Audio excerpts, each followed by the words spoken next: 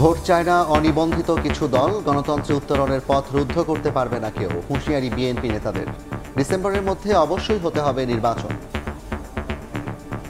কিছু কিছু শক্তি সেই গণতান্ত্রিক শক্তি সময়ের মধ্যে ফাটল ধরানোর জন্য অবিরাম প্রচেষ্টা করে যাচ্ছে। শুধুমাত্র একটি দল ডিসেম্বরের মধ্যে নির্বাচন চায়, এটা কি সত্য কথা?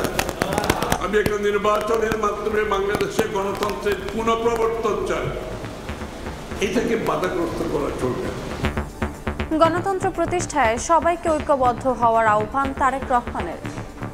যে মানুষগুলো গণতন্ত্রকে, মানুষের অধিকারকে প্রতিষ্ঠিত করার জন্য তাদের জীবনকে আত্মাহুতি দিয়েছেন, আমরা যাতে তাদের সেই আকাঙ্ক্ষাকে পূরণ করতে পারি। দেখছিলেন প্রধান শিরোনাম। দুপুরের সময় সঙ্গে আছি আমি জাফর সাদি এবং আমি রোজা চৌধুরী। এবার অন্যান্য শীর্ষ সংবাদ। নিবন্ধন প্রতীক ফিরে পেতে জামাতে ইসলামের করা আপিলের রায় কাল আইনি লড়াইয়ে জয় পাওয়ার আশা দলটির আইনজীবী ও নেতাদের।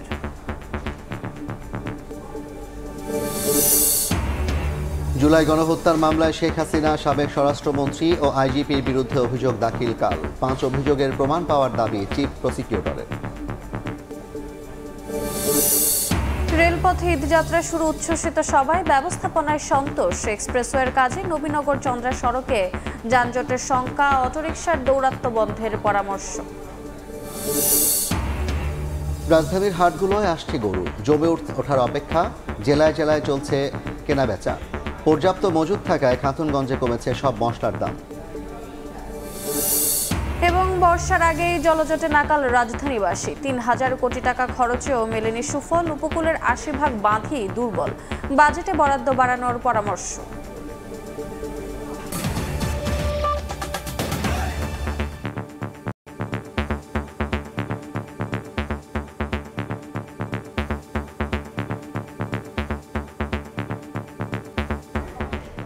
অনিবন্ধিত কিছু দল নির্বাচন চায় না এমন মন্তব্য করে বিএনপি নেতারা বলেছেন, গণতন্ত্রে উত্তরণের পথ রুদ্ধ করতে পারবে না কেউ, আর ভোট হতে হবে ডিসেম্বরের মধ্যেই। রাজধানীতে আলাদা অনুষ্ঠানে এমন হুঁশিয়ারি দিয়েছেন বিএনপি নেতারা। একটি দলই শুধু ডিসেম্বরে নির্বাচন চায়। প্রধান উপদেষ্টার এমন বক্তব্য নিয়ে প্রশ্ন দলটির নেতাদের।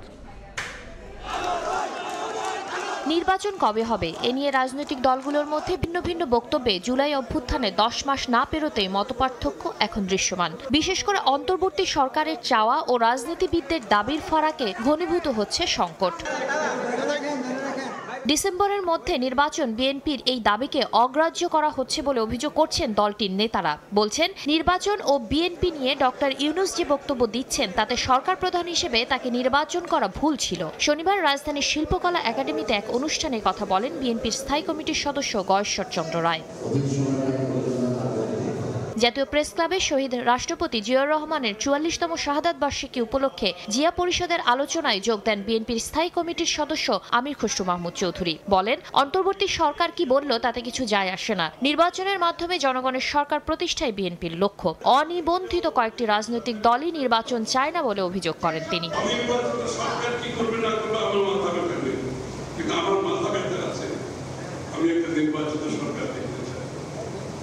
আমি একটা নির্বাচনের মাধ্যমে বাংলাদেশের গণতন্ত্রের পুনঃপ্রবর্তন চাই, এটাকে বাধাগ্রস্ত করা চলবে।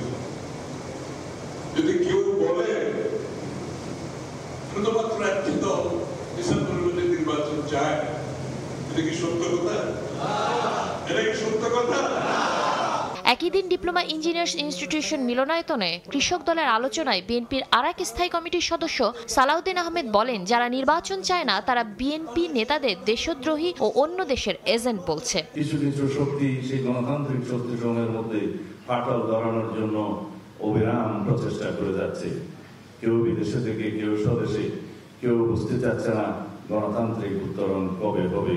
10 মাসেও হত্যা, গুম, খুন, নির্যাতনের বিচার না হয় ক্ষোভ প্রকাশ করেন বিএনপি নেতারা। শাতিলা শারমিন, সময় সংবাদ, ঢাকা। সাবেক রাষ্ট্রপতি জিয়াউর রহমানের 44তম শাহাদাত বার্ষিকী উপলক্ষে মিলাদ ও দোয়া মাহফিল আয়োজন করেছে যুক্তরাজ্য বিএনপি। স্থানীয় সময় শুক্রবার লন্ডনে আয়োজিত এই অনুষ্ঠানে উপস্থিত ছিলেন বিএনপির ভারপ্রাপ্ত চেয়ারম্যান তারেক রহমান। গণতন্ত্রের জন্য জীবন দেয়া শহীদদের স্বপ্নের দেশ গড়তে সবাইকে ঐক্যবদ্ধ হওয়ার আহ্বান জানান তিনি। লন্ডন থেকে শোয়েব কবিরের রিপোর্ট। শ্রদ্ধা স্মরণে লন্ডনে পালিত হলো সাবেক প্রেসিডেন্ট জিয়াউর রহমানের ৪৪তম শাহাদত বার্ষিকী। স্থানীয় সময় শুক্রবার পূর্ব লন্ডনে মিলাদ ও দোয়া মাহফিলের আয়োজন করে যুক্তরাজ্য বিএনপি।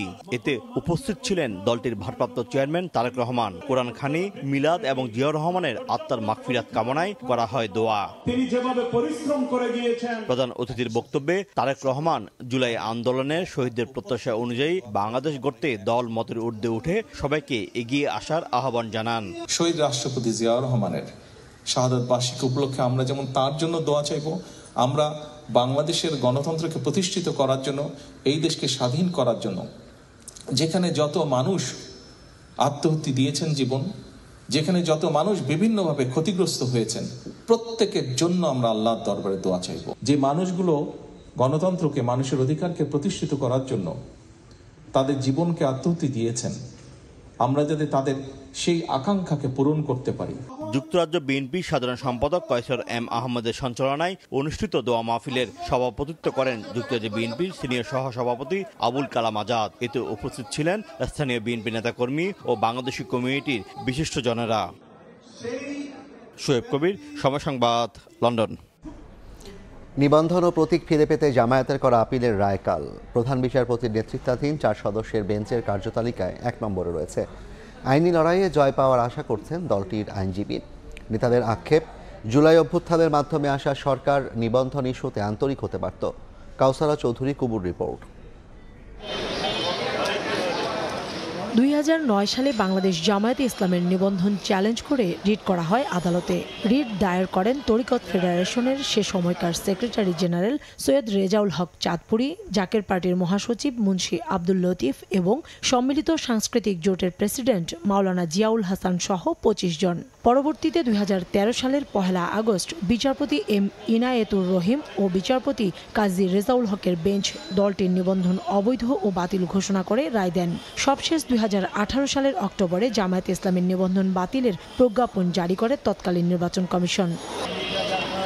5 আগস্ট হাসিনা সরকারের পতনের 2 মাস পর জামায়াতে ইসলামের বাতিল হওয়া নিবন্ধন ফিরে পেতে খারিজ হওয়া আপিল আবেদন পুনরুজ্জীবিত করে দেশের সর্বোচ্চ আদালতের আপিল বিভাগ। ফলে নিবন্ধন ও দলীয় প্রতীক দাঁড়িপাল্লা ফিরে পেতে জামায়াতের আইনি লড়াইয়ের পথ খুলে যায়। চলতি বছরের মার্চে নিবন্ধন ফিরে পেতে শুরু হয় আপিল শুনানি। জামায়াতের পজিশনে অনেক পলিটিক্যাল পার্টি ছিল যাদের রিভাইজড কনস্টিটিউশন জমা দেওয়া হয়েছে দেরি করে। একটা পলিটিক্যাল পার্টিকে ইলেকশন করতে প্রিভেন্ট করাটা সেটা হচ্ছে অ্যান্টি ডেমোক্রেটিক। ডেমোক্রেসি হচ্ছে আমাদের সংবিধানের একটা বেসিক পিলার, এবং আরেকটা জিনিস হচ্ছে ফ্রিডম অফ এক্সপ্রেশন, এটার পরিপন্থী। সুবিচার পাওয়ার আশা করছেন দলটির সেক্রেটারি জেনারেল। তার মতে আওয়ামী লীগ সরকারের নজিরবিহীন জুলুম অত্যাচারের পর নিবন্ধন প্রশ্নে বর্তমান সরকার আরও আন্তরিক হতে পারত বলেও মনে করেন জামায়াতের এর শীর্ষ নেতা। অন্যায়ভাবে আমাদের উপর জুলুম করে এটা বাতিল করেছে। সরকারেরই এটা কর্তব্য ছিল, যারা আমরা জুলাই অভ্যুত্থানের মিত্র ছিলাম, সেই আন্দোলনের ভিত্তিতে প্রতিষ্ঠিত সরকারের এটা কর্তব্য আমাদের প্রতি সুবিচার করা। দলটির আশা নিবন্ধনের রায় জামায়াতের পক্ষে আসার পাশাপাশি বহাল থাকবে দাঁড়িপাল্লা প্রতীকটিও। নিবন্ধন প্রতীক সহ ইনশাআল্লাহ আমরা আদালতের মাধ্যমে ফেরত পাবো। কাউসারা চৌধুরী কুমু, সময় সংবাদ, ঢাকা। জুলাই আগস্টে মানবতা বিরোধী অপরাধের মামলায় শেখ হাসিনা, সাবেক স্বরাষ্ট্রমন্ত্রী আসাদুজ্জামান খান কামাল, সাবেক আইজিপি চৌধুরী আব্দুল্লাহ আল মামুনের বিরুদ্ধে আনুষ্ঠানিক অভিযোগপত্র দাখিল করা হবে কাল। জাতীয় প্রেস ক্লাবে এক অনুষ্ঠানে এ কথা জানিয়েছেন আন্তর্জাতিক অপরাধ ট্রাইব্যুনালের চিফ প্রসিকিউটর তাজুল ইসলাম। বলেন, ডিসেম্বরের মধ্যে জুলাই আগস্ট হত্যাকাণ্ডের বিচার দৃশ্যমান হবে এবং বিচার এমনভাবে করা হবে যাতে এর মান নিয়ে কেউ প্রশ্ন তুলতে না পারে। গত 12 মে শেখ হাসিনার মামলার তদন্ত শেষ হয়। ওই দিন ব্রিফিংয়ে চিফ প্রসিকিউটর জানিয়েছিলেন, শেখ হাসিনা জুলাই আগস্টের আন্দোলনে 1400-র বেশি মানুষ হত্যার অপরাধী। তার বিরুদ্ধে নির্বিচারে হত্যার নির্দেশ, প্ররোচনা, উস্কানি সহ 5 অভিযোগের প্রমাণ মিলেছে।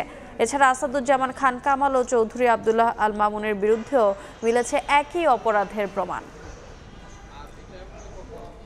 4 দিনের জাপান সফর শেষে দেশের উদ্দেশ্যে রওনা দিয়েছেন প্রধান উপদেষ্টা অধ্যাপক মোহাম্মদ ইউনূস।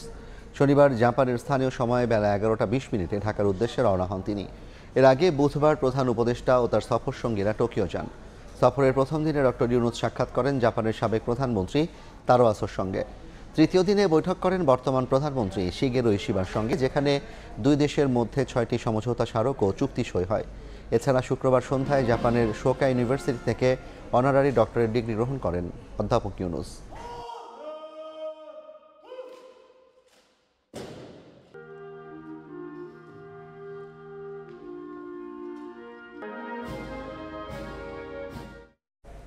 পরিবেশ উপদেষ্টা বলেছেন, নতুন বাংলাদেশ গড়তে তরুণদের ক্ষমতার মোহ থেকে বের হয়ে আসতে হবে। নেতৃত্বের বিরুদ্ধে আর্থিক অস্বচ্ছতার অভিযোগ না থাকে সেদিকেও খেয়াল রাখতে হবে। সকালে পরিবেশ অধিদপ্তরে আয়োজিত এক অনুষ্ঠানে সৈয়দা রিজওয়ানা হাসান বলেন, রাজনৈতিক পট পরিবর্তনের পর তরুণদের মধ্যে স্বার্থ সংশ্লিষ্ট বিষয় সামনে আসতে থাকে, তাই ব্যক্তি স্বার্থকে প্রাধান্য না দিয়ে দেশের স্বার্থে তরুণদের কাজ করতে হবে। নিজের কাছে নিজে সৎ থাকবেন। তরুণ নেতৃত্বের ব্যাপারে যেন আর্থিক অসততার অভিযোগ কেউ তুলতে না পারে। আমি দায়িত্বে যাব, গাড়ি পাবো, মিন্টু রোডে বাসা পাবো, একটা করে প্লট পাবো, বালু পাথরের ব্যবসা পাবো, কোরবানির হাটের ব্যবসা পাবো, জলাশয় পাবো, এই সমস্ত নিয়ে কেউ কোনোদিন জনপ্রিয় নেতা হবে না। জেনে না জেনে কোনো পোস্ট দেওয়া যাবে না, জেনে তারপরে পোস্ট দিতে হবে, কারণ এটা ম্যাটার করে। তো অনেক মানুষ এটা শোনে। তো হ্যাঁ, ঢাকা বিশ্ববিদ্যালয় শিক্ষার্থী শাহরিয়ার আলম সাম্য হত্যার বিচারে প্রশাসন ব্যর্থ এমন অভিযোগ তুলে উপাচার্য প্রক্টরের পদত্যাগ দাবি করেছে বিশ্ববিদ্যালয় শাখা ছাত্রদল। দুপুরে মধুর ক্যান্টিনে আয়োজিত সংবাদ সম্মেলনে এ দাবি জানান নেতারা। বলেন, নিরাপদ ক্যাম্পাস বিনির্মাণে বর্তমান বিশ্ববিদ্যালয় প্রশাসন সম্পূর্ণরূপে ব্যর্থ। সাম্য হত্যার ঘটনায় রহস্যজনক সব দিক খতিয়ে দেখে জনসম্মুখে আনার আহ্বান জানান তারা। এই ঘটনার প্রেক্ষিতে ডিএমপির দেয়া ঘটনার বিবরণ অস্পষ্ট বলেও মন্তব্য করেন ছাত্রদল নেতারা। অভিযোগ করেন, ক্যাম্পাসে ছাত্রলীগের দখলদারিত্ব এখন অব্যাহত আছে এবং হলগুলোতে তারা বিভিন্ন অপকর্মে জড়িত। বিগত 15-20 বছরের এরকম কোনো ঘটে নাই। একটা সাম্য হত্যাকাণ্ডের মতন একটি ন্যাক্কারজনক ঘটনায় এই বিশ্ববিদ্যালয় প্রশাসন নিরাপত্তা বিধানে ব্যর্থ হয়েছেই। দুটি ঘটনার পরিপ্রেক্ষিতেই পরবর্তীতেই তারা অত্যন্ত দায়সারা আচরণ করেছে। আমাদের দায়িত্ব হচ্ছে তদন্তকাজে সহযোগিতা করা। ঘটনার প্রথম দিন থেকে, ওই রাত থেকেই আমরা তদন্ত কার্যে দায়িত্ব নিয়ে আমাদের ভাইয়ের জন্য, যাতে এই তদন্তের এটি পরিকল্পিত কিনা, আমাদের কাছে এখন পর্যন্ত মনে হচ্ছে এই ঘটনাটি অত্যন্ত সুপরিকল্পিতভাবে ঘটানো হতে পারে। দুপুরের সময় আরও থাকছে। সন্ধ্যার মধ্যেই তৈরি পোশাক কারখানায় গ্যাস সংকট কেটে যাবে জানালেন জ্বালানি উপদেষ্টা। তিতাসের দুর্নীতিবাজ কর্মকর্তাদের বিরুদ্ধে ব্যবস্থা নেওয়ার আশ্বাস।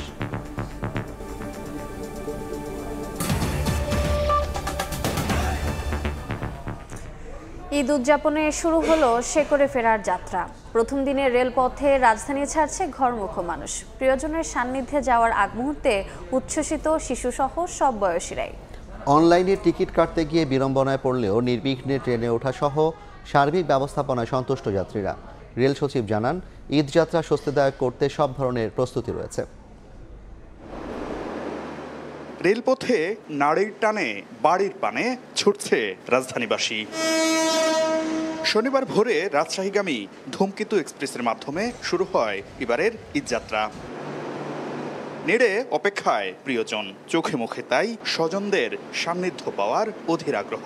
নিরাপদ ও স্বস্তির বাহন হিসাবে ট্রেনে ঈদযাত্রায় আনন্দ যেন ঢের বেশি, যা ছুঁয়েছে শিশুসহ সব বয়সীদের। বাড়িতে যাচ্ছি, নানুর সাথে এবার ঈদ করব, অনেক ভালো লাগছে। বাড়িতে যাচ্ছি, অনেক আনন্দ, কারণ প্রিয়জনের সাথে দেখা হবে। যাত্রীরা জানান, এবার অনলাইনে টিকিট কাটতে গিয়ে নানা জটিলতার মুখোমুখি হতে হয়েছে তাদের। তবে নির্বিঘ্নে ট্রেনে ওঠা ও সময় মতো ট্রেন ছেড়ে যাওয়ায় স্বস্তির সুর যাত্রীদের কণ্ঠে। অনলাইনের ভোগান্তিটা হয় যে দেখা যায় যে 10 মিনিটের ভিতরে টিকিট আর নাই, টিকিট সব শেষ। হ্যাঁ, এখন কোথায় কি জাদুর বাক্সের মতো কোথায় চলে যায় এটা বলতে পারি না। বাসে যেতে ধরুন অনেক সময় জ্যাম পড়ে রাস্তায়, বা ট্রেনে তো এটা হয় না। সেফটির দিক থেকে ট্রেন অনেক ভালো। এদিকে কমলাপুর রেল স্টেশন পরিদর্শন করেন রেল সচিব। জানান, রেলপথে টিকিট কালোবাজারি রোধে কঠোর অবস্থানে মন্ত্রণালয়। রেলওয়ে নিরাপত্তা বাহিনী, আমাদের জিআরপি এবং আমাদের ইন্টেলিজেন্স যারা আছেন তারা কাজ করছেন। একই সাথে 8টি স্টেশনে যাত্রী ছদ্মবেশ নিয়ে তারা চেষ্টা করেছিলেন। আমলে নেওয়ার মতো মেজর কোনো কিছু ফ্লস কিন্তু পাওয়া যায়নি। মোবাইল কোর্টে আমাদের ম্যাজিস্ট্রেটদেরকে দায়িত্ব দেওয়া হয়েছে। তাদেরকে আমরা ভাগ করে দিচ্ছি সকাল এবং বিকেল, যে সময় ট্রেনের ফ্রিকোয়েন্সি বেশি থাকে সেই সময়ে তাদেরকে দায়িত্ব দেওয়া হয়েছে। এবার ঈদুল আজহায় 5 জোড়া বিশেষ ট্রেনের পাশাপাশি চলছে কেটল সার্ভিসও। শাকির আহমেদ, সময় সংবাদ, ঢাকা। এই মুহূর্তে কমলাপুর রেল স্টেশনে আছেন সহকর্মী শাকির আহমেদ, সরাসরি যাচ্ছি তার কাছে। শাকির, ঈদ উল আজহাকে কেন্দ্র করে আজ থেকে অর্থাৎ ভোর 6টায় রাজশাহীগামী ধূমকেতু এক্সপ্রেসের মাধ্যমে এবারের রেলপথে যে ঈদ যাত্রা সেটি শুরু হয়েছে। আমরা দেখতে পেয়েছি সকাল থেকে এই ধূমকেতু এক্সপ্রেস ছাড়াও আরও বেশ কিছু ট্রেন তাদের গন্তব্যের উদ্দেশ্যে ছেড়ে গিয়েছে। পাশাপাশি আমি যদি বলতে যাই যে টিকিট কাটতে গিয়ে অর্থাৎ অনলাইনে কিছুটা ভোগান্তি পোহাতে হলেও স্টেশনে আসা, পাশাপাশি ট্রেনে ওঠা সহ নানা আনুষঙ্গিক যে ব্যবস্থাপনা, সেই ব্যবস্থাপনাতে কিন্তু সন্তোষ জানিয়েছেন যাত্রীরা। এবং তারা বলছেন যে অন্যান্য বারের তুলনায় এবারের ঈদ যাত্রাটি আরও নির্বিঘ্ন এবং ভিড় এড়িয়ে তারা যেন একটু স্বস্তিকর পরিবেশে যেতে পারেন, সেজন্যই তারা কিন্তু আগে থেকেই ঈদ যাত্রা শুরু করছেন। আর রেলওয়ের পক্ষ থেকে রেলপথ মন্ত্রণালয়ের সচিব আজকের এই স্টেশন কমলাপুর রেল স্টেশন পরিদর্শনে আসেন এবং তিনি গণমাধ্যম কর্মীদেরকে যেমনটি জানান যে কোনো ধরনের কালোবাজারের অভিযোগ এখনও পর্যন্ত তারা পাননি। যে সকল অভিযোগ আসছে সেগুলো যেন কমিয়ে আনা যায় বা সেগুলো যেন শূন্যের কোঠায় নামিয়ে আনা যায়, সে ব্যাপারে তারা জিরো টলারেন্স থেকে রেলপথ মন্ত্রণালয় কাজ করছে। পাশাপাশি আরেকটি বিষয় যদি বলতে যাই, প্রতি বছরেই কিন্তু ঈদকে কেন্দ্র করে বিশেষ ট্রেনের ব্যবস্থা থাকে, এবারও কিন্তু তার ব্যতিক্রম নয়। এবার 5 জোড়া অর্থাৎ 10টি বিশেষ ট্রেন কিন্তু চলাচল করছে। পাশাপাশি আরেকটা যদি বলতে টিকে মাথায় রেখে রেলওয়ের পক্ষ থেকে ক্যাটেল সার্ভিসেরও কিন্তু ব্যবস্থা করা হয়েছে। সব মিলিয়ে রেলওয়ের নিরাপত্তা ব্যবস্থা যেন নিশ্চিত করা যায় সেজন্যই কাজ করা হচ্ছে, এমনটি কিন্তু জানিয়েছে রেলওয়ে কর্তৃপক্ষ। পাশাপাশি রেলপথে যারা যাত্রা করছেন তারা বলছেন টিকিট কাটতে গিয়ে ভোগান্তি ছাড়া বড় কোনো ধরনের ভোগান্তিতে তাদের পড়তে হচ্ছে না। এই ছিল আমার কাছে রাজধানীর কমলাপুর রেলওয়ে স্টেশন থেকে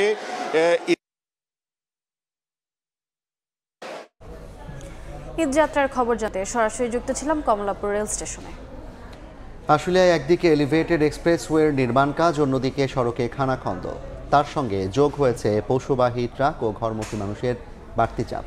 এতে ঈদ উল আজহায় প্রায় 20 কিলোমিটার সড়কে যানজটের আশঙ্কা যাত্রী ও চালকদের।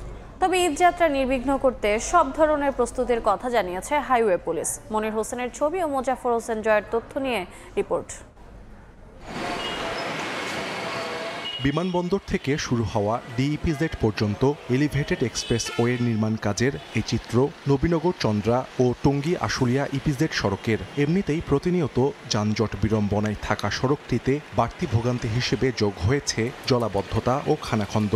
এতে যাত্রীরা যানজট আতঙ্কে ঈদে নির্বিঘ্নে বাড়ি ফেরা নিয়ে চরম ভোগান্তিতে পড়ার শঙ্কায়। বেহাল অবস্থা, এতে জনগণ বাড়িতে ঠিকমতো যেতে পারবে না। রাস্তা যে খানাখন্দ, এতে প্রতিদিন অ্যাক্সিডেন্ট হতেছে। সবসময় জ্যাম পোহাতে হয়, গত ঈদেও অনেক জ্যাম পোহাতে হয়েছে, এবারও আরো বেশি হয়তো বা হবে। রাস্তায় ভাঙা, এর কারণে প্রচুর পরিমাণ জ্যাম হবে। গর্ত ভরা, খাল খনন, তার মধ্যে মোটরসাইকেল চালাতে আমাদের সমস্যা হচ্ছে। পরিবহন সংশ্লিষ্টরা বলছেন, বর্ষা মৌসুম শুরু হওয়ায় আশুলিয়া থেকে বাইপাইল পর্যন্ত সড়কটিতে খানাখন্দ আর জলাবদ্ধতার কারণে চরম ভোগান্তিতে পড়তে হয় পরিবহনগুলোকে। তার সঙ্গে যোগ হয়েছে কোরবানির পশুবাহী ট্রাক ও ঈদে ঘরমুখ যাত্রীদের চাপ। এছাড়া যত্রতত্র যানবাহন পার্কিং আর ব্যাটারি চালিত অটোরিকশার দৌরাত্মের কারণে বাড়তি ভোগান্তি হতে পারে এই সড়কে। যানজট লাগিয়ে আছে, উল্টা পাল্টা গাড়ি ঢুকায়, ভাঙ্গা টাঙ্গা আছে, যেখানে ডাইভারশন দেওয়া আছে ওগুলো নিয়ে জাম পড়তেছে। সেতুর কাছে ওখানেও জাম লাগে, ওটাও হয়নি কাজ ক্লিয়ার। ছুটি কাটাবে মানুষ, তাকে এখানে রিড করতে হবে যদি এই রাস্তাকে ব্যবহার করে কোনো পরিবহন গাড়ি। দিন শেষ হয়ে যায় এখানে, খাবো কি, যাবো কি, কিভাবে কি করবো। অটো রিক্সা যদি উল্টে সেটা আসে তাহলে এই যানজটগুলা হবে না। আর উত্তরবঙ্গ থেকে দক্ষিণবঙ্গ থেকে ট্রাকগুলো ঢুকবে, সেটা আমাদের জন্য সম্ভাবনা বেশি আমাদের যানজটের জন্য। ট্রাকে যাত্রী উঠায় তখন আমাদের গাড়ি পরিবহন সেক্টরটা আপনার প্রবলেম হয়ে দাঁড়ায়। আসন্ন ঈদে সড়কে প্রতিবন্ধকতার শঙ্কার কথা স্বীকার করে সংকট নিরসনে প্রয়োজনীয় প্রস্তুতি নেওয়া হয়েছে জানাই হাইওয়ে পুলিশ। সর্বোচ্চ হলো চেষ্টা আছে মানুষকে নির্বিঘ্নে বাড়িতে পৌঁছানোর ব্যাপারে আমরা বদ্ধপরিকর। রাস্তায় যদি কোনো স্ট্রাকচারাল কোনো প্রবলেম থাকে সেটাকে মাথায় নিয়ে আমরা কাজ করতেছি। উত্তরবঙ্গ ও দক্ষিণ পশ্চিমাঞ্চলের কয়েক হাজার যানবাহন প্রতিদিন এই দুটি সড়কে চলাচল করলেও ঈদে এই সংখ্যা বেড়ে যায় কয়েক গুণ। সময় সংবাদ, সাভার। ধীরে ধীরে জমে উঠছে কোরবানির পশুর হাট। গবাদি পশু নিয়ে আসছেন ব্যবসায়ীরা, বলছেন পর্যাপ্ত গরু থাকলেও দেখা নেই কাঙ্ক্ষিত ক্রেতার। ঈদের 2-3 দিন আগে বেচাকেনা বাড়বে বলে আশা বিক্রেতাদের। ক্রেতাদের দাবি এবার গরুর দাম বেশি। সপ্তাহখানেক বাদেই পবিত্র ঈদুল আজহা, তাই কোরবানির পশু কেনাবেচা করতে ব্যস্ত ক্রেতা বিক্রেতা। প্রতিবারের মতো এবারও বড় গরুর চাহিদা কম, ৮০,০০০ থেকে ১ লাখ টাকার গরু বেশি বিক্রি হচ্ছে। গত বছরের তুলনায় এবার পশুর দাম বেশি, দাবি ক্রেতাদের। ব্যবসায়ীরা বলছেন বাজারে পর্যাপ্ত গরু আসলেও দেখা নেই কাঙ্ক্ষিত ক্রেতার। তবে ঈদের 2-3 দিন আগে বেচাকেনা বাড়বে বলে আশা বিক্রেতাদের। চট্টগ্রামের কর্ণফুলীর মৈজারটেক পশুর হাটে উঠেছে মরুভূমির জাহাজ খ্যাত 3টি উট। শৌখিন ক্রেতাদের কথা মাথায় রেখে প্রথমবারের মতো উট আনা হয়েছে এ বাজারে। 12 ফুট উচ্চতার এক একটি উটের দাম হাঁকা হচ্ছে 30 লাখ টাকা। এদিকে হাট থেকে গরু কেনার পাশাপাশি ভোগান্তি এড়াতে খামারেও ভিড় করছেন অনেকে। খাদিজা স্বপ্না, সময় সংবাদ। ঈদ সামনে রেখে সারা দেশে জমে উঠছে কোরবানির পশুর হাট। এই মুহূর্তে রাজধানীর গাবতলী হাটে আছেন সহকর্মী সাদিকুর রহমান এবং চট্টগ্রামের মৈজারটেক হাটে আছেন শফিকুল আলম। সরাসরি প্রথমেই যাচ্ছি সাদিকের কাছে। সাদিক, কয়েকদিনের বৈরী আবহাওয়া কাটিয়ে রাজধানীর বিভিন্ন পশুর হাটের মতো এই যে গাবতলী পশুর হাট, সেটাও কিন্তু আজ থেকে জমে উঠেছে। ক্রেতারা আসতে শুরু করেছেন এবং গত কয়েকদিন ধরে যে পশুগুলো বিভিন্ন এলাকা থেকে আসছে এখানে দর দাম করা হচ্ছে এবং বেচা বিক্রি তেমন একটা শুরু হয়নি, কারণ ঈদের কয়েকদিন আগে থেকে সাধারণত বেচা বিক্রিটা শুরু হয়। এখনও 1 সপ্তাহ বাকি আছে ঈদের এবং আমরা যেটা লক্ষ্য করেছি যে এখানে যেসব গরুর চাহিদা আছে সাধারণত দেখা যায় 2 লাখ থেকে 2.5 লাখ টাকা দামের যে গরুগুলো, সেগুলোর চাহিদাই বেশি। তবে এখানে সর্বোচ্চ যে দাম উঠেছে যেই গরুর, সেটা হচ্ছে 25 লাখ টাকা। সেটা হচ্ছে যুবরাজ এবং ভাগ্যরাজ, 2টা গরু 25 লাখ করে 50 লাখ টাকা দিয়ে 2টা গরু 50 লাখ টাকা করে যে দাম হাঁকানো হচ্ছে। এছাড়া কিন্তু এখানে মূল যে আকর্ষণ মরুভূমির যে জাহাজ হিসাবে যে খ্যাত যেই উট, সেই উটও কিন্তু আমরা দেখতে পাচ্ছি যে মরুর প্রাণী এই আফগানিস্তান থেকে এই উটটি আনা হয়েছে এবং মানিকগঞ্জের একজন ব্যবসায়ী উট এনেছেন এবং এখানে উটের দামও কিন্তু বেশ ভালোই উঠেছে। 23 লাখ পর্যন্ত দাম এখানে মানুষ বলছে ক্রেতারা, কিন্তু এর থেকে বেশি দাম হলে তারা বিক্রি করবেন। আর আগামী আসলে যে কয়েকদিন আছে সেখানে গরু কিন্তু এখন যেটা বলা হচ্ছে যে 10 ভাগেরও কম গরু উঠেছে, অর্থাৎ এখনও আগামী 2-3 দিনের মধ্যে অনেক গরু উত্তরাঞ্চলের বিভিন্ন জেলা থেকে আসবে। এছাড়া আমরা এখানে দুম্বা দেখেছি, একটু দেখাতে চাই যে এখানে বেশ কয়েকটি, এখানে 3টি দুম্বা এসেছে এবং আগামী কয়েকদিনে আরও কয়েকটি দুম্বা এবং উট এখানে উঠবে এবং এই প্রতিটি দুম্বার দাম 2 লাখ টাকা করে দাম হাঁকানো হচ্ছে। এছাড়া আমরা এখানে মহিষ কিন্তু দেখেছি, মহিষ এবং গরুর বড় বড় গরু কিন্তু এখানে উঠেছে। মহিষের যে চাহিদা সেটা এখানে দাম হাঁকানো হচ্ছে 3.5 লাখ থেকে 4 লাখ টাকা পর্যন্ত, যেটা দেখতে পাচ্ছেন যে বিশাল আকৃতির মহিষ কিন্তু এখানে উঠেছে। এছাড়া আমরা আরও এখানে দেখেছি যে মহিষ, গরু, উট, দুম্বা ছাড়াও ছাগলও রয়েছে এবং ছোট প্রজাতির বিভিন্ন ধরনের গরু কিন্তু উঠেছে, সেগুলির প্রতি কিন্তু মানুষের চাহিদা রয়েছে। তো আমরা গরুর হাটের বা পশুর হাটের খবর জানতে আমরা চট্টগ্রামে চলে যাব, সেখানে আছে আমাদের সহকর্মী শফিক।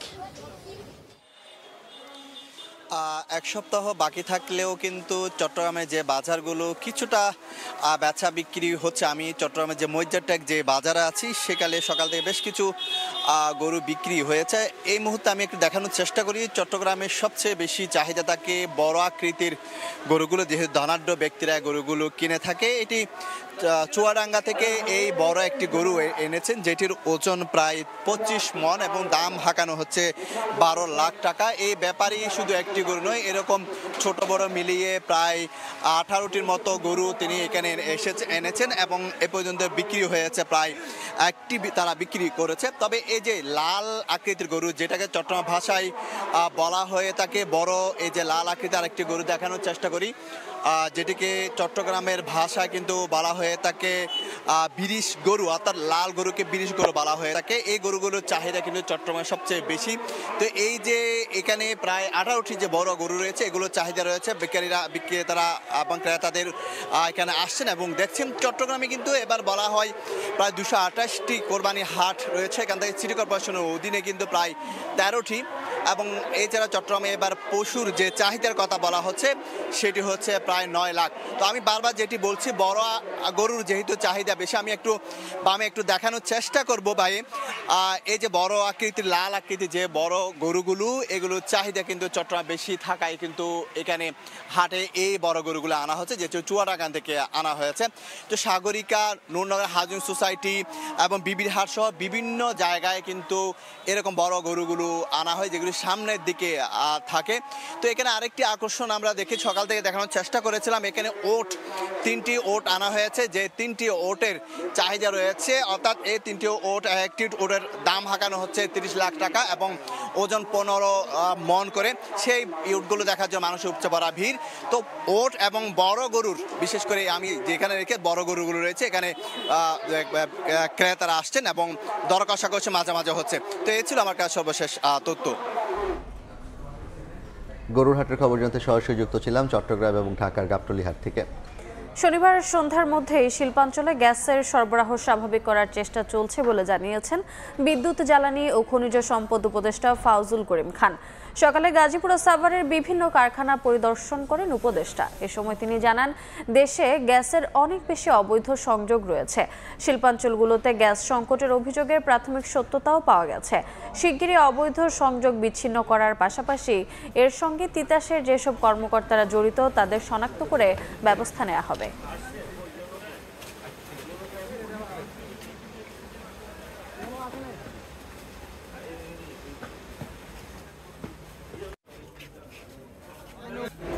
গ্যাস সরবরাহের যে অভিযোগ এরা শিল্প মালিকরা করে আসছেন, আমরা এখানে কিছুটা সত্যতা পাচ্ছি এবং এইটা আমরা অ্যাড্রেস করার চেষ্টা করতেছি। আমরা 4 কার্গো এক্সট্রা এলএনজি আনতেছি।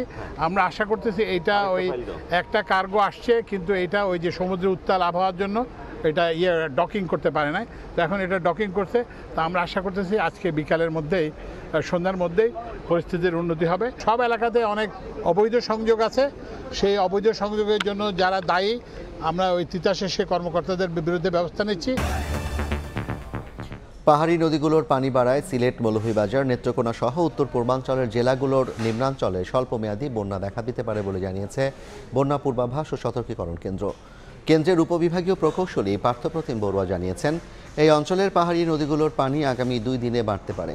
দেশের পূর্বাঞ্চলের ফেনী ও মুহুরী নদীর পানি বৃদ্ধি পেলেও তা বিপদসীমা অতিক্রম না করায় আপাতত বন্যার শঙ্কা নেই। এদিকে আগামী 1 সপ্তাহে ভারী বর্ষণের সম্ভাবনা নেই বলে জানিয়েছে আবহাওয়া অধিদপ্তর।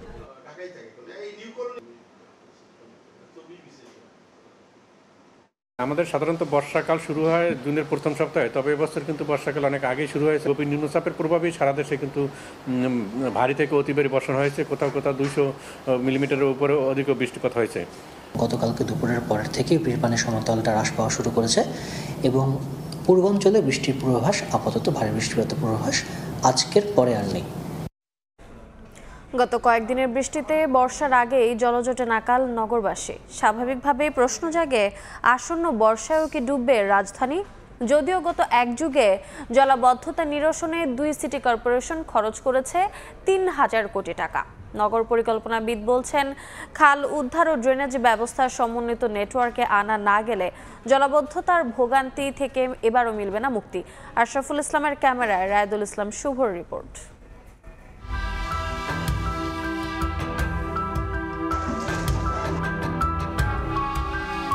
রাজধানীতে যে কটি এলাকার মানুষকে জলজটের নাকাল হতে হয় তার মধ্যে অন্যতম মিরপুর। রাজধানীবাসীর ভোগান্তি কমাতে তৈরি করা হয় 1.5 কোটি টাকার ব্যয়ে মেট্রো রেল প্রকল্প, যা কিনা উপর দিয়ে বয়ে চলেছে আমার। আর আমি নিচে যেখানে দাঁড়িয়ে আছি সেখানে জলাবদ্ধতার সৃষ্টি হয়েছে। এটি কোনো বৃষ্টির পানি নয়, ড্রেনের পানি সড়কে এসে পৌঁছেছে। শুধু মিরপুর নয়, প্রতি বছর সামান্য বৃষ্টিতে ভয়াবহ জলাবদ্ধতার কবলে পড়ে রাজধানীর অর্ধশত এলাকা। ধানমন্ডি 27-এ দেখা যায় সড়কে পানি নিষ্কাশন পাইপের মুখেই জমে আছে ময়লা। ম্যানহোলে ময়লা জমে ড্রেনের পানি উপচে সড়কে আসার উপক্রম। ওদের যে দায়িত্ব, সেই দায়িত্ব মোতাবেক কোনো কাজই করে না ওরা। যাত্রী নেওয়া যায় না, ময়লার ভিতরে নামে না, আমার বসে থাকতে হয়। কোমর পর্যন্ত পানি, গাড়িটাই না নিতে হয়। এখানকার ময়লা আবর্জনা পানি আসে, সেটা মানুষের গায়ে লাগছে। আমার ওয়াইফ আমার ঘরেই ঢুকতে দিচ্ছিল না, এরকম একটা ব্যাড স্মেল আলা পানি। দীর্ঘমেয়াদের একটা সময় নিয়ে কাজ করবে, এই কাজগুলো কেউ করার চেষ্টা করে না। কেন করে না? তার সদিচ্ছার অভাব আছে। জলাবদ্ধতা নিরসনে চলতি বছরের ফেব্রুয়ারিতে নতুন করে ঢাকার খালগুলো পুনরুদ্ধারের উদ্যোগ নেয় অন্তর্বর্তী সরকার। এলাকার যত মহল্লার ময়লা আছে সব খালের ভিতরে ফেলায়। খালের এই মুখটা বন্ধ করে অপরিষ্কার গ্যাস তৈরি করছে। এবারের বর্ষায় জলাবদ্ধতা নিরসনে কিছু উদ্যোগ নেওয়া হয়েছে জানিয়ে এবার ভোগান্তি কম হওয়ার আশা পরিবেশ উপদেষ্টার।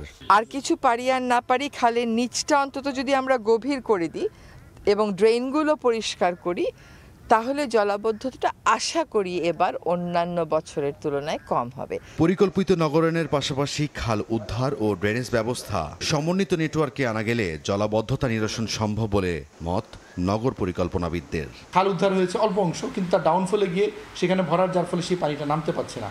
ড্রেনের ক্ষেত্রেও তাই, যে আমরা পুরো নেটওয়ার্কটাকে উদ্ধার না করতে পারলে কখনই এটা হবে না। ক্যালেন্ডারের পাতা অনুযায়ী বর্ষা মৌসুম শুরু হতে এখনো বাকি অন্তত 2 সপ্তাহ। সাগরে নিম্নচাপের প্রভাবে ঢাকায় গত কদিনের বৃষ্টি ও জলজট জানান দিচ্ছে আসন্ন মৌসুমেও ভোগাবে রাজধানীবাসীকে। রায়দুল ইসলাম শুভ, সময় সংবাদ, ঢাকা।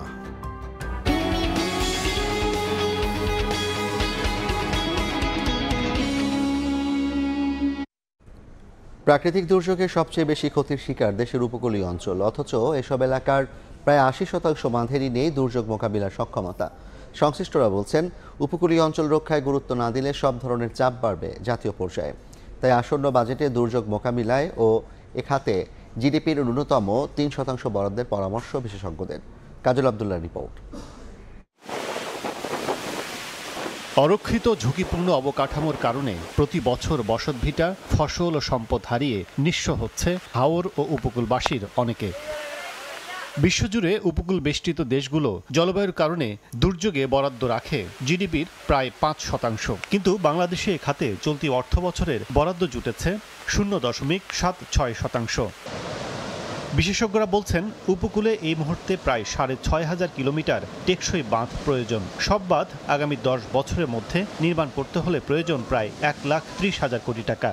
ঢাকা শহরে মানুষ রাস্তায় থাকলেও তাকে পানি খেতে হবে, স্যানিটেশনে আমাদের মনোযোগ দিতে হবে।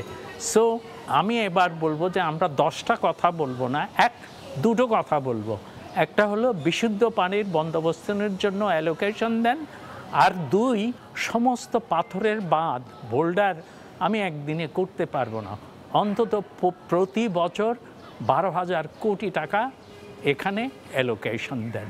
জলবায়ু পরিবর্তনের প্রভাব ও দুর্যোগে ক্ষতিগ্রস্ত হাওর অঞ্চল, কিন্তু স্থানীয়দের সমন্বয়ে উন্নয়ন অবকাঠামো নির্মাণ না হওয়ায় স্থায়ী উপকারে আসছে না সরকারের কোনো খরচ। প্রান্তিক এলাকার জনগোষ্ঠী আসলে উপকৃত হচ্ছে না। আমরা অর্থনীতির ভাষায় অনেক সময় বলি ফেস পাউডার ইকোনমি।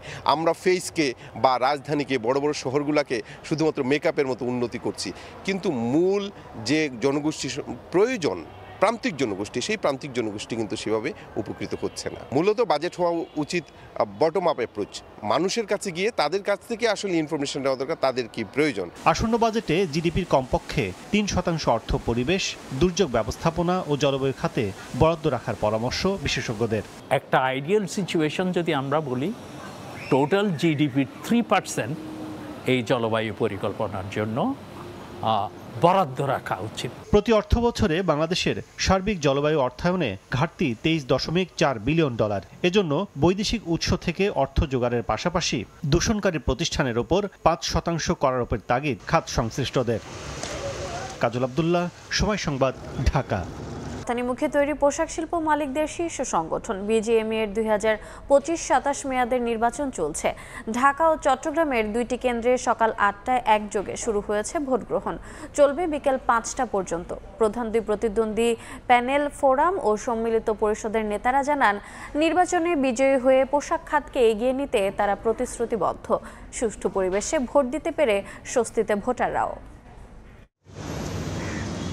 গেল বছরের 5 আগস্ট সরকার পতনের পর বিজিএমইএ এর পর্ষদ ভেঙে প্রশাসক নিয়োগ দেয় অন্তর্বর্তী সরকার। প্রশাসক নিয়োগের 120 দিনের মাথায় নির্বাচন আয়োজনের কথা থাকলেও ভোটার তালিকা হালনাগাদ ও কিছু কারখানায় শ্রম অসন্তোষে তা পিছিয়ে যায়। এতে নির্দিষ্ট সময়ের 4 মাস পর হচ্ছে বিজিএমইএ নির্বাচন। শনিবার সকালে ঢাকার ভোট কেন্দ্রে ভোট দেওয়ার পর ফোরামের প্যানেল লিডার বলেন, পোশাক খাতের শ্রমিক মালিক সকল স্তরের দাবি পূরণ করা হবে। ভোটারদের আমাদের দলের প্রতি আস্থা আছে, আমরা শতভাগ আশাবাদী নির্বাচনে আমাদের দল ফোরাম একটা ভালো ফলাফল করবে। এ সময় সম্মিলিত পরিষদের সভাপতি তুলে ধরেন শিল্পের নানা উন্নয়ন কর্মপরিকল্পনা। জয়ের ব্যাপারে সম্মিলিত পরিষদ পূর্ণ আস্থা। ইনশাল্লাহ আমরা আমাদের চিরাচরিত নিয়ম অনুযায়ী আমরা আমাদের ধারাবাহিকতা ইনশাল্লাহ এই 2025-26 বিজিএম এর নির্বাচনে আমরা জয়ী হব ইনশাল্লাহ। দীর্ঘদিন পর সুষ্ঠু পরিবেশে ভোট প্রদান করে সন্তুষ্টি প্রকাশ করেন ভোটারদের অনেকে। 16 বছর পর আমি ভোট দিতে আসতে পেরেছি। একটি সুষ্ঠু নির্বাচনের ব্যবস্থা করা হয়েছে, এখনো সুষ্ঠু চলছে। আশা করি এর মধ্যে দিয়ে বিজিএমের প্রকৃত প্রতিনিধি নির্বাচিত হবেন। প্রধান নির্বাচন কমিশনার জানান বিজিএমইএ নির্বাচন দৃষ্টান্ত হয়ে থাকবে। আমি এখন পর্যন্ত খুশি না, খুশির উপরে আমরা জাতিকে একটা উদাহরণ তৈরি করার চেষ্টা করছি। আগামীতে নির্বাচন যেন এরকমই হয়। 3টি প্যানেলে 76 জন প্রার্থী লড়ছেন 35টি পরিচালক পদে। মোট ভোটার সংখ্যা 1865। নির্বাচিত পরিচালকরা পরে সভাপতি ও অন্যান্য পদে নেতা নির্ধারণ করবেন। এমএস আরিফিন, সময় সংবাদ, ঢাকা। 5 লাখ অভিবাসীর বৈধতা প্রত্যাহারের অনুমতি দিল যুক্তরাষ্ট্রের সুপ্রিম কোর্ট। একই দিন মার্কিন প্রেসিডেন্ট জানান হার্ভার্ড বিশ্ববিদ্যালয়ের সঙ্গে বিরোধ চললেও তিনি চান বিদেশি শিক্ষার্থীরা যুক্তরাষ্ট্রে পড়াশোনা করুক। এদিকে ডিওজির প্রধান হিসেবে ইলন মাস্কের শেষ দিনে তাকে ধন্যবাদ জানিয়ে প্রেসিডেন্ট বলেন মাস্ক ভবিষ্যতেও প্রশাসনের সঙ্গে যুক্ত থাকবেন। সুপ্রিম কোর্টের রায়ে কিউবা, হাইতি, নিকারাগুয়া ও ভেনেজুয়েলার প্রায় 5,30,000 অভিবাসী যুক্তরাষ্ট্রে থাকার বৈধতা হারাতে বসেছেন। বাইডেন আমলে চালু হওয়া মানবিক প্যারোল কর্মসূচির মাধ্যমে এসব অভিবাসী অস্থায়ীভাবে যুক্তরাষ্ট্রে বসবাস ও কাজ করার সুযোগ পেয়েছিলেন। ট্রাম্প প্রশাসন এই কর্মসূচি বন্ধের উদ্যোগ নিলে তা ফেডারেল আদালতে আটকে যায়, যা এবার সুপ্রিম কোর্টের রায়ে বাতিল হলো।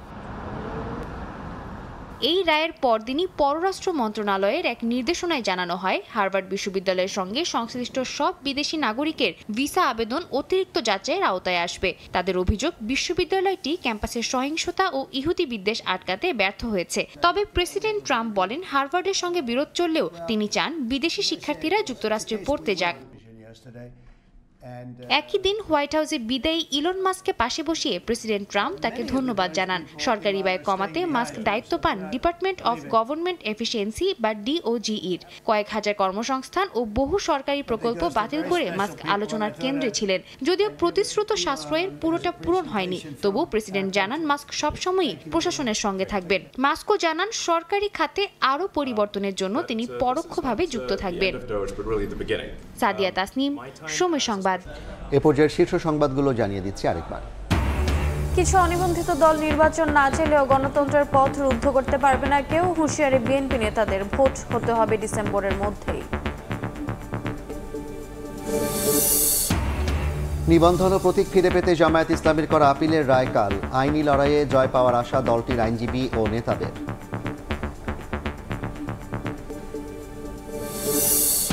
এবং জুলাই গণহত্যার মামলায় শেখ হাসিনার সাবেক স্বরাষ্ট্রমন্ত্রী ও আইজিপির বিরুদ্ধে অভিযোগ দাখিলকাল। 5 অভিযোগের প্রমাণ পাওয়ার দাবি চিফ প্রসিকিউটরের।